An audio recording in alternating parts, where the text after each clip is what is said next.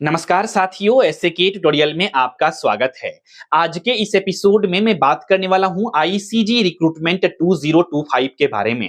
आप सभी को पता है इंडियन कोस्ट गार्ड यानी कि भारतीय तटरक्षक में भर्ती को रिलीज किया गया है नाविक general duty and domestic branch post के लिए, जिसके लिए क्लास 10th एंड 12th वाले कैंडिडेट फॉर्म को अप्लाई कर सकते हैं। ध्यान रहे, जनरल ड्यूटी पोस्ट के लिए क्लास 12th मैथ्स और फिजिक्स से किए हुए कैंडिडेट ही फॉर्म को अप्लाई कर सकते हैं और डोमेस्टिक ब्रांच पोस्ट के लिए क्लास 10th किए हुए कैंडिडेट फॉर्म को अप्लाई कर सकते हैं, जिसमें मिनिमम एज लिमिट 18 वर्ष रखी गई है और मैक्सिमम एज लिमिट 22 इयर्स है। अगर आप लोग भी एलिजिबिलिटी क्राइटेरिया को फुलफिल करते हैं तो फॉर्म को अप्लाई कर सकते हैं। ऐसे आज के इस एपिसोड में हम लोग समझने वाले हैं नाविक जीडी और डीबी पोस्ट के सिलेक्शन प्रोसेस को बहुत ही डिटेल और आसान भाषा में।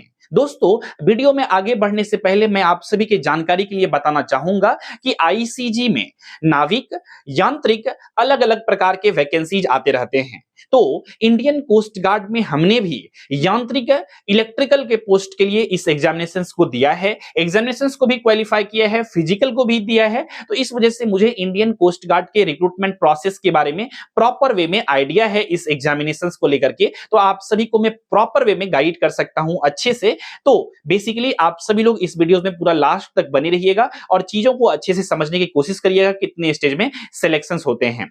ऐसे आप सभी ने फॉर्म को अप्लाई कर लिए होंगे अगर, या फिर नहीं किए हैं तो आप अप्लाई करने से पहले जब नोटिफिकेशंस को पढ़ेंगे तो वहां पर आपको क्लियरली सिलेक्शन प्रोसेस के बारे में बताई गई है। तो बेसिकली सिलेक्शन प्रोसेस जो है वो टोटल 4 स्टेज में है, जिसमें सबसे ज्यादा जो इंपॉर्टेंट रोल प्ले करेगा आपके सिलेक्शंस में वो सबसे ज्यादा इंपॉर्टेंट है आपका स्टेज 1। इसके बाद जो स्टेज 2 है, स्टेज 3 है, स्टेज 4 है, सब क्वालिफाइंग इन नेचर है, क्वालिफाई करना इंपॉर्टेंट है। तो सभी कुछ को हम लोग आसान भाषा में समझेंगे। लेकिन वीडियोस में आगे बढ़ने से पहले आप सभी से एक छोटा सा रिक्वेस्ट है, अगर आप लोग हमारे एसएके ट्यूटोरियल यूट्यूब चैनल पे पहली बार विजिट किए हैं तो इस चैनल को सब्सक्राइब कर लीजिए फॉर मोर वीडियोस की नोटिफिकेशंस को पाने के लिए। और यदि आप लोग इस बार भी फॉर्म को अप्लाई कर दिए हैं भारतीय तटरक्षक भर्ती के लिए तो आप लोग जो है हमारे पेड बैच में भी इनरोलमेंट ले सकते हैं प्रिपरेशंस करने के लिए। हमारा बैच स्टार्ट हो चुका है, न्यू बैच भारतीय तटरक्षक नाविक जीडी और डीबी दोनों ही पोस्ट के लिए बैच को स्टार्ट कर दी गई है। बैच में जुड़ने के लिए सिंपल में आपको गूगल प्ले स्टोर से एसके ट्यूटोरियल ऐप को अपने फोन में इंस्टॉल करना है। ऐप में लॉग इन करके आप लोग बेसिकली अपना प्रिपरेशंस की शुरुआत कर सकते हैं बैच में इनरोलमेंट लेकर के।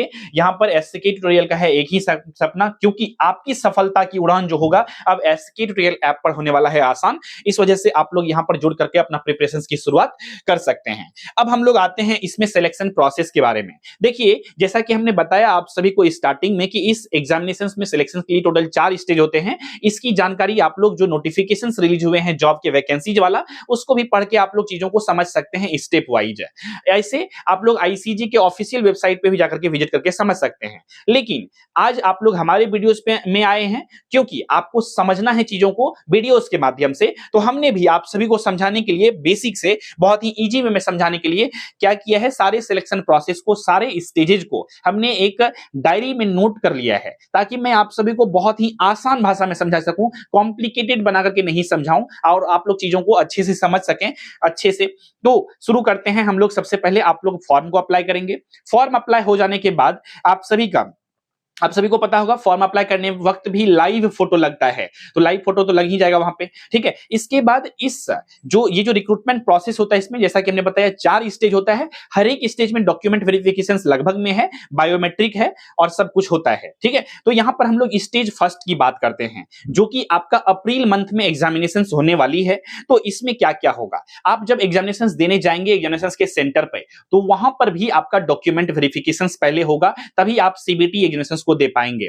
और ध्यान रहे, जो आपका सीबीटी 1 एग्जामिनेशन से है यही आपका सबसे ज्यादा इंपॉर्टेंट स्टेज है। अगर आप इसमें अच्छा मार्क्स स्कोर करते हैं तो यही आपका फाइनल मेरिट लिस्ट बनने में काम आएगा। तो इसीलिए आपको स्टेज फर्स्ट का प्रिपरेशन अच्छे से करनी चाहिए। अब बात करते हैं कि आप एग्जामिनेशन सेंटर पे जो पहुंचेंगे आपको क्या क्या डॉक्यूमेंट ले जाना कंपलसरी है, जो कि नोटिफिकेशंस में मेंशन की गई है। सबसे पहला आपको ई एडमिट कार्ड यानी कि जो एडमिट कार्ड इशू किए जाएंगे वो आपको ले जाना है। वैलिड आइडेंटिटी प्रूफ आपको ले जाना है, जैसे कि आधार कार्ड हो गया, पैन कार्ड हो गया, ड्राइविंग लाइसेंस हो गया, जो भी है एक आइडेंटिटी कार्ड होना चाहिए। इसके बाद 2 पासपोर्ट साइज आपके पास फोटो होना चाहिए। इसके बाद जो वही फोटो होना चाहिए जो आपने फॉर्म फिलअप करने वक्त अपलोड किया था, ठीक है। ओरिजिनल कैटेगरी सर्टिफिकेट होना चाहिए, अगर आप किसी कैटेगरी से हैं तो कैटेगरी सर्टिफिकेट आपको ले जाना पड़ेगा। सेल्फ अटेस्टेड सर्टिफिकेट होना चाहिए। और आपके पास जो है ना बेसिकली ओरिजिनल बस या ट्रेन का टिकट होना चाहिए, और कैंसल्ड एक चेक होना चाहिए। SC ST कैंडिडेट को मैं बता रहा हूं ये चीजें, सिर्फ चेक वाला बातें, ठीक है। और कैटेगरी सर्टिफिकेट, ठीक है, क्योंकि उनको मिलेगा बेसिकली ट्रेवलिंग अलाउंसेस, एग्जामिनेशन जो देने जाएंगे उनका ट्रेवलिंग अलाउंस भी मिलता है इसमें, जो भी बचे जाते हैं SC ST, अदर कैंडिडेट को नहीं मिलेंगे। तो अदर कैंडिडेट सिर्फ कुछ डॉक्यूमेंट लेके जाएंगे, उसके लिए ट्रेवलिंग टिकट ले जाने का, बस और ट्रेन का टिकट ले जाने का कंपलसरी नहीं है, ठीक है। तो ये हो गया पहला चीज है स्टेज फर्स्ट में। दूसरा चीजें होगा आपका बायोमेट्रिक रीडिंग, यानी कि फिंगरप्रिंट दे करके आपका आइडेंटिफिकेशन को पहचाना जाएगा कि आप जो है ओरिजिनल कैंडिडेट हैं या फिर नहीं हैं। और ये जो होगा बेसिकली हर एक स्टेज में होगा बायोमेट्रिक रीडिंग वाला काम, ठीक है। इसके बाद बात करते हैं नाविक DB जो पोस्ट है, एग्जामिनेशन पैटर्न के बारे में थोड़ा सा बात कर लेते हैं। यहाँ पे डॉक्यूमेंट वेरिफिकेशन हो जाएगा, सब कुछ ओके हो जाएगा, तो आप लोग को एग्जामिनेशन सेंटर के अंदर जाने दे दिया जाएगा। अब इसमें होगा आपका एग्जामिनेशन में नाविक डोमेस्टिक ब्रांच जो है, मतलब जो 10th बेसिस पे एग्जामिनेशन है, उसका एग्जामिनेशन सेक्शन A का होगा। और सेक्शन A में जो है टोटल आपसे जो क्वेश्चंस पूछे जाएंगे, यहाँ पर 60 नंबर का क्वेश्चन पूछा जाएगा सेक्शन A में, ठीक है, जिसमें से अनरिजर्व्ड, EWS कैंडिडेट और OBC कैंडिडेट को 30 मार्क्स लाना कंपलसरी है, और SC ST को 27 मार्क्स लाना कंपलसरी है। वहीं पर अगर बात करें नाविक जनरल ड्यूटी पोस्ट के लिए, तो आपको सेक्शन 1 और सेक्शन 2 दोनों का एग्जामिनेशन देना पड़ेगा। सेक्शन 1 का जो सिलेबस रहता है वो अंडर क्लास 10th लेवल का ही रहता है, और सेक्शन 2 जो रहेंगे जिसके लिए क्लास 12th वाले एलिजिबल हैं, यानी कि जनरल ड्यूटी पोस्ट के लिए, उसमें क्लास 12th के मैथ्स और फिजिक्स पूछे जाते हैं। तो बेसिकली 30 मार्क्स का यहां पर आपको 60 नंबर का होता है सेक्शन ए, और 50 नंबर का होता है सेक्शन बी या सेक्शन सेकंड कह सकते हैं। दोनों जोड़ करके टोटल जो है जनरल ड्यूटी पोस्ट के लिए 110 नंबर के एग्जामिनेशन होंगे, जिसमें आपको अगर आप बेसिकली अनरिजर्व्ड EWS OBC हैं तो आपको सेक्शन 1 में 30 नंबर लाना कंपलसरी है, और सेक्शन दूसरा में 20 नंबर लाना कंपलसरी है। इस प्रकार से आपको क्वालिफाई करने के लिए आपको 50 नंबर लाना कंपलसरी है।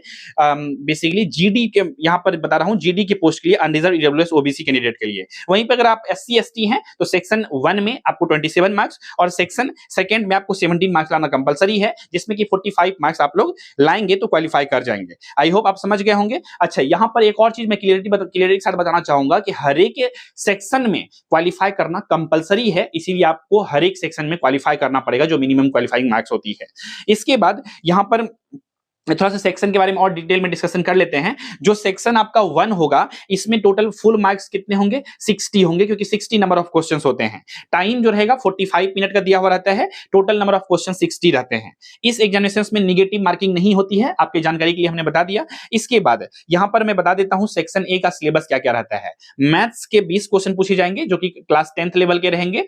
इसके बाद साइंस के 10 क्वेश्चन रहेंगे, इंग्लिश के 15 क्वेश्चन रहेंगे, रीजनिंग के 10 क्वेश्चन रहेंगे, और जीके के 5 क्वेश्चन रहेंगे। तो इस प्रकार से यहां पर आपका जो रहेगा ये 60 क्वेश्चंस आपका हो जाता है। इसी प्रकार से सेक्शन सेकंड की अगर बात करें तो यहां पर फुल मार्क्स रहेंगे आपका 50, और टोटल जो टाइमिंग रहेगा अलॉट किया हुआ वो 30 मिनट का, और क्वेश्चन 50 रहेंगे। और यहां पर मैथ्स के 25 क्वेश्चंस 11th-12th लेवल का, और फिजिक्स के 25 क्वेश्चंस 11th-12th लेवल का, जो कि ये जनरल ड्यूटी पोस्ट के लिए है। ठीक है, ये समझ में आ गया। निगेटिव मार्किंग नहीं है। एक क्वेश्चंस में 4 ऑप्शंस दिए हुए रहेंगे। कंप्यूटर बेस्ड एग्जामिनेशन होंगे, कंप्यूटर पे आपको क्वेश्चंस आएंगे और वहां पे 4 ऑप्शंस दिखेंगे, उस पर आपको क्लिक करके आपको सही ऑप्शंस को चूज करना है। ठीक है, तो इस प्रकार से आपका सेक्शन 1 का एग्जामिनेशन हो जाएगा। क्लियर है। अब जब सेक्शन 1 को एग्जामिनेशन दे देंगे आप, तो अगेन सेक्शन 2 के लिए आपका फिर से नया एडमिट कार्ड को रिलीज किया जाएगा कुछ दिन के बाद। तो ये सब चीजों को क्या करेंगे, वो आप डाउनलोड करेंगे अपना ई एडमिट कार्ड को, और candidate are required to upload additional document. और जब आप स्टेज फर्स्ट को क्वालिफाई कर जाएंगे तो आपको कुछ एडिशनल डॉक्यूमेंट वगैरह सबको अपलोड करना होता है जिस वक्त आप एडमिट कार्ड को डाउनलोड करेंगे। ठीक है, जो भी रिक्वायर्ड होगा वेबसाइट पे वहां पे लॉगिन हो जाएगा, लॉगिन पोर्टल ICG का, तो वहां पे लॉगिन करके आप अपलोड करेंगे। इसके बाद 1-2 दिन के बाद जो है ना एग्जाम जो होगा वो डिफरेंट सेंटर्स पे होगा, जो कि आपको बनाया जाएगा वो ICG के द्वारा। और इसके बाद जब जाएंगे एग्जामिनेशन देने के लिए उस सेंटर पे, जो भी सेंटर्स आपको एडमिट कार्ड में मेंशन रहेंगे सेकंड स्टेज के लिए, तो वहां पर आपका होगा असेसमेंट टेस्ट। असेसमेंट टेस्ट में सबसे पहले आपका होगा OMR बेस्ड टेस्ट होगा। ये जस्ट क्वालिफाइंग इन नेचर होगा, बहुत ज्यादा इसमें टफ क्वेश्चन नहीं रहेंगे, बहुत बेसिक क्वेश्चन रहेगा। ठीक है, 1 घंटा के बाद ही ये एग्जामिनेशन का रिजल्ट निकल जाएगा, वहां पे रिजल्ट पब्लिश कर दिया जाएगा, जो क्वालिफाइंग इन नेचर होगा, जो एमआर बेस्ड होगा वहां पर। सेकंड स्टेज में मैं बात कर रहा हूं, एग्जामिनेशन सेंटर पे होंगे, वो जस्ट क्वालिफाइंग नेचर होगा और 1 घंटा के बाद ही रिजल्ट पब्लिश कर दिया जाएगा। आई होप समझ गए होंगे इस चीजों को। इसके बाद दूसरा चीजें होगा फिजिकल फिटनेस टेस्ट के लिए आपको वहीं से 1 घंटा के बाद रिजल्ट आप देंगे, रिजल्ट निकल जाएगा। इसके बाद फिजिकल फिटनेस टेस्ट, जिसको हम लोग पीएफटी बोलते हैं, वो होता है। अब ध्यान से सुनिए, क्योंकि फिजिकल टेस्ट जो है हमने भी दिया है, तो मुझे बहुत अच्छे से पता है इसके बारे में। और जो फिजिकल फिटनेस टेस्ट होता है, इसमें आपको क्या किया जाता है, दौड़ाया जाता है 1.6 किलोमीटर, बेसिकली 7 मिनट में दौड़ना होता है। तो बहुत ज्यादा कॉम्प्लिकेटेड नहीं होता है अगर हम लोग और डिफेंस एग्जामिनेशन की कंपैरिजन करें तो, ठीक है। और 20 स्क्वाड अप्स करना होता है, यानी कि उठक बैठक करना पड़ता है। इसके बाद 10 पुशअप्स लगाना पड़ता है। अच्छा, यहां पर चैलेंजिंग क्या होता है कि आपको ये सभी चीजें जो है विदाउट टेकिंग द ब्रेक, मतलब कंटिन्यूअसली आपको तीनों प्रोसेस को कंटिन्यूअसली करना होता है, यानी कि दौड़े आप, इसके बाद रुकना नहीं है आपको, बेसिकली 20 बार स्क्वाड अप्स करना है, फिर रुकना नहीं है आपको, वहां पर 10 बार पुशअप्स करना है। इसी में बेसिकली बहुत सारे बच्चे छट जाते हैं, क्योंकि स्टेमिना यहां पर बेसिकली चेक किया जाता है कि किसका स्टेमिना ज्यादा बेस्ट है, स्ट्रांग है, ठीक है। तो जिनका प्रैक्टिस रहता है वो लोग क्वालिफाई कर जाते हैं, जिनका थोड़ा सा प्रैक्टिस नहीं रहता है वहीं से उनको रिजेक्ट कर दिया जाता है। ये चीजें होने के बाद फिर आपका डॉक्यूमेंट वेरिफिकेशन फिर से होता है, ठीक है। डॉक्यूमेंट वेरिफिकेशन होने के बाद आपका जो है चौथा स्टेज में रिक्रूट में वहीं पे उसी दिन, ठीक है, रिक्रूटमेंट मेडिकल एग्जामिनेशन होता है, मतलब मेडिकल होंगे आपका, ठीक है, एनी डेजिग्नेटेड मिलिट्री हॉस्पिटल्स में भेज दिए जाएंगे। और ये जो होता है ना, जो भी मेडिकल होगा, इसके 21 डेज के बाद लगभग में, ठीक है, उससे पहले भी थोड़ा सा, उससे बाद भी हो सकता है आगे पीछे, लेकिन 21 डेज के अप्रॉक्स में जो है यहाँ पर आपका रिजल्ट पब्लिश हो जाता है, रिपोर्ट आपका आ जाता है कि आपका जो मेडिकल वगैरह का जो भी रहता है। कैंडिडेट जो क्वालिफाई कर जाता है सभी टेस्ट को, सभी स्टेजेस के टेस्ट को, सेकेंड स्टेज वाला, ठीक है, उसको कंसीडर किया जाता है कि वो फाइनल मेरिट लिस्ट में जाएगा फॉर स्टेज थर्ड के लिए। और स्टेज थर्ड जो होता है, ये सिर्फ और सिर्फ डॉक्यूमेंट वेरिफिकेशन का होता है, और ये अब्सेंस ऑफ द कैंडिडेट होता है, मतलब ये स्टेज थर्ड में आपका कोई वहां पे प्रेजेंटेशन कोई आवश्यकता नहीं है। इसके बाद स्टेज थर्ड में मेरिट लिस्ट तैयार होता है और रिपोर्ट तैयार होता है आपके बारे में, मेडिकल रिपोर्ट, डॉक्यूमेंट वगैरह सब कुछ देख करके आईएनएस चिल्का में, ठीक है। और जो इशू किया जाता है एडमिट कार्ड वगैरह सब। और ये स्टेज थर्ड जो होता है, ये 1 और 2 डेज में आपको एडमिट कार्ड को भी फिर इससे इशू किया जाता है स्टेज थर्ड के लिए। स्टेज थर्ड में आप फिर जाएंगे बेसिक आइडेंटिटी चेक्स कराने के लिए अपना, ठीक है, जैसे आधार बेस्ड बायोमेट्रिक होगा आपका, फिर से स्टेज थर्ड में जो बुलाया जाएगा। Stage first second stage qualify कर जाएंगे ना, स्टेज थर्ड के लिए भी आपको बुलाया जाएगा, उसके लिए अलग से एडमिट कार्ड फिर से इशू किए जाएंगे 1-2 दिन के बाद। और बेसिक आइडेंटिटी चेक्स होगा, आधार कार्ड बायोमेट्रिक होगा, डॉक्यूमेंट ओरिजिनल वेरिफिकेशन होगा, ठीक है, सभी चीजें। इसके बाद हम लोग बात करते हैं यहाँ पर तीसरा, जो इसी में थर्ड स्टेज में प्री इनरोलमेंट मेडिकल्स होगा, फिर से आईएनएस चिल्का में, जहां पर ट्रेनिंग होता है, ठीक है। तो वहां पर है, तो ये जो डिपेंड करेगा time gap between the recruitment of medical examinations conducted during the stage second and recruitment process and date of reporting candidates INS Chilka, इसके ऊपर डिपेंड करेगा, ठीक है। तो इसके बाद आपको जो है ना थर्ड स्टेज में ही सारा डॉक्यूमेंट वगैरह सबको आपको सबमिट करना होगा, जमा करना होगा वहां पर। इसके बाद ये सारा डॉक्यूमेंट जो होगा ना, प्रायर अंडरगोइंग द ट्रेनिंग, आपको जो है ना ये डॉक्यूमेंट सबमिट करने के बाद स्टेज 4 में आपको जो है ना ट्रेनिंग के लिए भेज दिया जाएगा। और स्टेज 4 में जो कोस्ट गार्ड है, आईसीजी है, वो आपके डॉक्यूमेंट के वेरिफिकेशन आपके बोर्ड या यूनिवर्सिटी जो भी है, तो उससे एक्चुअल में डॉक्यूमेंट का वेरिफिकेशन वगैरह सब करेंगे और फाइनल मेरिट लिस्ट बना करके आपको ज्वाइनिंग वगैरह सब दे देते हैं। इसके बाद आप लोग ज्वाइन कर लेंगे ये चीजें। इसके बाद थोड़ा सा हम लोग बात कर लेते हैं, ये तो सिलेक्शन प्रोसेस पूरा 4 स्टेज में हम लोगों का कंप्लीट हो गया, हम लोगों ने समझ लिया है, और भी इसको डिटेल में हम लोग समझ सकते हैं, लेकिन मैंने अपना पूरा तरह से कोशिश किया है आपको समझाने का। कोई डाउट वगैरह सब है तो आप लोग इस वीडियो के कमेंट सेक्शन में लेकर के भेज दीजिएगा, ताकि मैं अगले वीडियोस में उसको कवर कर लूं, अगर किसी भी प्रकार का डाउट वगैरह सब रहे तो। इसके बाद बात कर लेते हैं इसमें स्टेज 1 जो होता है, स्टेज 2 जो होता है। स्टेज 1 एग्जामिनेशन जो होने वाला है आपका अप्रैल मंथ में होने की पॉसिबिलिटी है, ठीक है, अप्रैल मंथ के लास्ट तक में, मिड या लास्ट में। स्टेज 2 जून मंथ में होंगे। स्टेज 3 जो होंगे ये अर्ली मिड सितंबर में होंगे, इस तरह से बताई जा रही है, ठीक है। पर्क्स वगैरह की बात करें तो नाविक जनरल ड्यूटी के लिए जो बेसिक पे रहता है 21,700 रुपीज रहता है, डोमेस्टिक ब्रांच के लिए 21,700 रुपीज रहता है, लेकिन इसमें सब कुछ जोड़ जाड़ के बहुत अच्छा सैलरी पहुंच जाता है, ठीक है। और जब आपका प्रमोशन वगैरह सब होता है इस पोस्ट से, तो आप बनते हैं प्रधान अधिकारी, सबसे उच्च पद होता है इसमें, जिसमें कि आपको 47,600 का बेसिक पे लेवल 8 लग जाता है यहाँ पे, जो कि बहुत अच्छी बात है। टोटल वैकेंसी जो है इस बार जो रिलीज की गई है 300 पोस्ट के लिए, आप सभी को पता है, जिसमें जनरल ड्यूटी के पोस्ट के लिए 260 वैकेंसीज है और डोमेस्टिक ब्रांच पोस्ट के लिए 40 वैकेंसीज है। तो आप लोग जो है फॉर्म को अप्लाई कर सकते हैं। तो ये सभी चीजों को उम्मीद करता हूं कि आप लोग समझ गए होंगे। हमने ये पूरा डिटेल में नोटिफिकेशंस को पढ़ के इसके बेसिक सभी बातों को बेसिकली आसान भाषा में अपने डायरी में नोट करके आपको वीडियोस के माध्यम से समझाने की प्रयास करी। आई होप आपने समझा होगा। और अगर आप लोग इसका प्रिपरेशन सही ढंग से अच्छे से करना चाहते हैं तो डेफिनेटली आपको जो है इंडियन कोस्ट गार्ड के इस बैच में इनरोलमेंट लेकर के अच्छे से प्रिपरेशन करनी चाहिए और अपना सफलता के चांसेस को अपना बढ़ा सकते हैं आप लोग मेहनत करके अच्छे से। सिंपल में बैच में जुड़ने के लिए आपको गूगल प्ले स्टोर से एससीक्यू ट्यूटोरियल ऐप को डाउनलोड करना है। अपने फोन में बैच में इनरोलमेंट लेने के लिए ऐप में लॉगिन करेंगे। लॉगिन करने के बाद आपको बैच दिखेगा। बैच में लॉगिन करके मतलब बैच को परचेज करके आप लोग जो है बेसिकली अपना प्रिपरेशन की शुरुआत कर सकते हैं।